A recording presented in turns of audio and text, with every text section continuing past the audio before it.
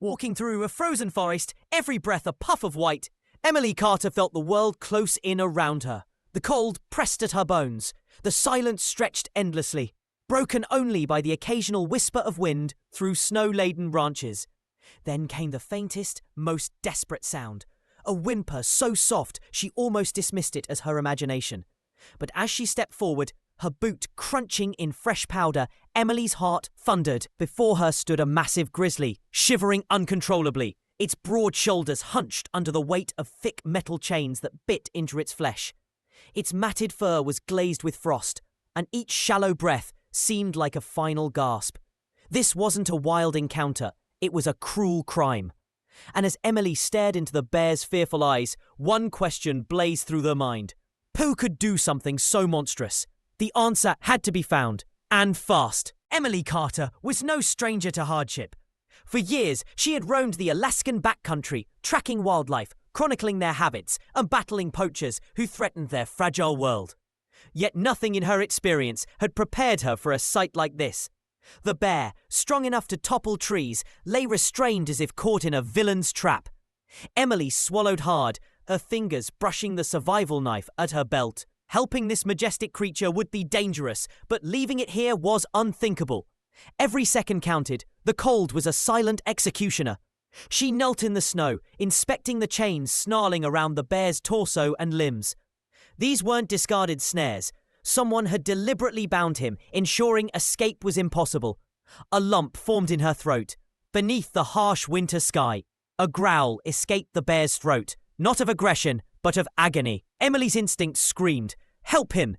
Yet she knew one wrong move could end with her becoming lunch. With heart pounding, she inched closer, hand extended, feeling the ice-cold fur under her palm. In that fragile moment, she saw something glinting beneath the snow.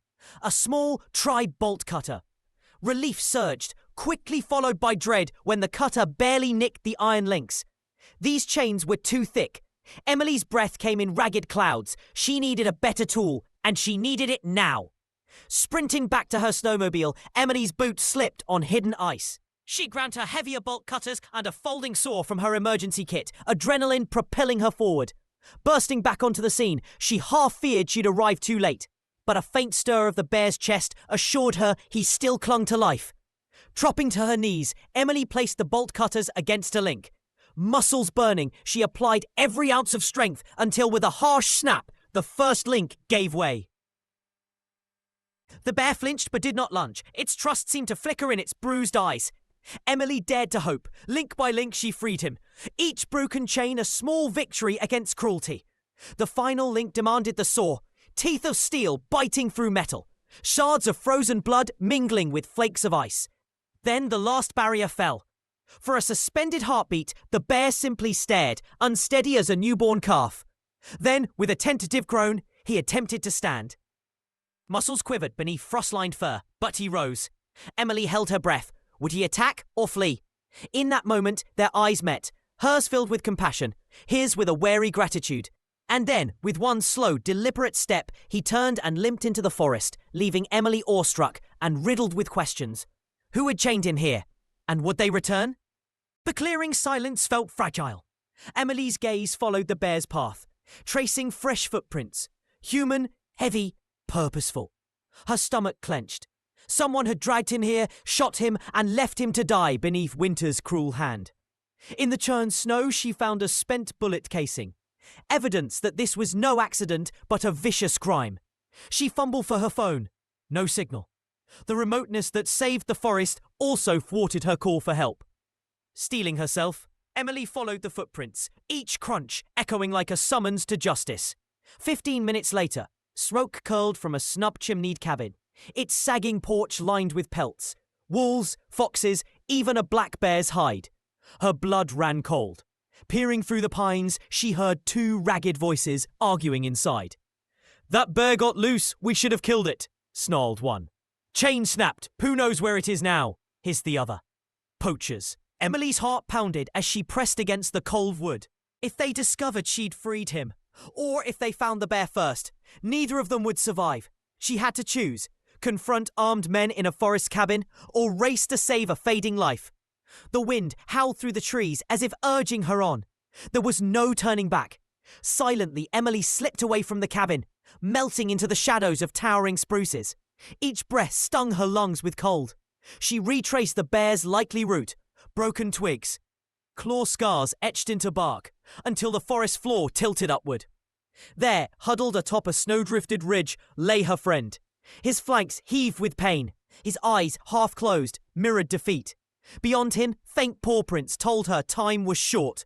Wolves' distant howls trickled through the trees. Predators closing in on easy prey. Emily's heart raced. She could not let the bear's story end here. Dropping her pack, she knelt beside him and tore open a protein bar.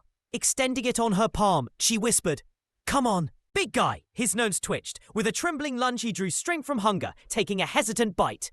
Relief washed over Emily, but the forest had more dangers than hunger. A sharp crack of a branch, too deliberate for wind, echoed. Poachers or wolves. They were near. Acting on pure instinct, Emily grabbed a fallen limb, flung snow across the ridge to mask their tracks, and whispered, "Let's go." The bear, wounded though he was, rose on shaking legs. Together, they lurched toward the shelter of evergreens. Back at her truck, Emily fumbled frozen fingers over the ignition. No signal on her phone. Panic seized her. No rescue team would come unless she summoned them. With a roar of the engine, she sped down the icy road, headlights piercing swirling snow. The ranger station lay 6 miles away. 6 miles she drove as if each second could mean life or death. Her knuckles whitened on the wheel as she barreled through the storm. Visions of the bear's sunken eyes, spurring her on. Inside the station, she burst through the door, slamming her palms on the counter. There's a bear chained to a tree. He's barely alive. I need a rescue team, now. Ranger Mike Carter barely hesitated. Within minutes, trucks and sleds rolled into the dark woods, engines murmuring determination. Emily led them back to the clearing, heart pounding in unison with the tires' crunch. Flashlights carved arcs through the gloom, and there he lay, still but breathing. A vet and a rescue ranger moved swiftly. A mild sedative to calm him, insulated blankets to stave off the cold. It took 6 of them to lift his massive body onto a sled. Emily knelt to stroke his fur one last time before transport. "Hang in there," she murmured. The bear's chest rose in a shallow breath as he was borne away. A fragile victory born of courage. At the Wildlife Rehabilitation Centre, veterinarians Dr. James Carter and Dr. Olivia Hart waited. In a sterile bay, they slid him onto a gurney, monitors beeping softly. Emily watched from the hallway, each tick of the clock echoing her hopes and fears. Hours later, Dr. Hart emerged. "He's stable," she announced, and Emily's relief flooded through her like spring thaw. Kodiak, so named for the rugged island that once was his home, had hypothermia, dehydration, old wounds, and severe malnutrition. Yet he had fought to live. Over the following weeks, Emily visited Kodiak daily. She watched as he regained strength, first lifting his head, then standing. Then, miracle of miracles, walking in a snow-studded enclosure, ears flicking at the wind's murmur. Each step was a testament to survival. Meanwhile, authorities pieced together evidence. The poacher's cabin, the pelts, the spent shell casings led to a wildlife trafficking ring. Arrests followed. Justice moved forward, propelled by one woman's refusal to look away. One dawn, Emily drove to a protected reserve where Kodiak was to be released. The transport crate's door creaked up. Kodiak paused, meeting her gaze, an unspoken thank you in his dark, steady eyes. Then, with cautious grace, he stepped into the forest, each footfall reclaiming freedom. Emily watched until he melted into the pines, her own heart soaring with him. Kodiak's journey did not end at that tree line. His rescue sparked investigations that freed dozens of captive creatures, dismantling a cruel network, brick by brick. And back in those winter woods, where silence once reigned, Emily's footsteps now traced a different path. One of hope, resilience, and the unbreakable bond between human and wild. If one act of courage can kindle a movement, then every one of us holds the power to change the world. What will you do when you see cruelty? Will you walk away? Or will you be the spark that lights the way?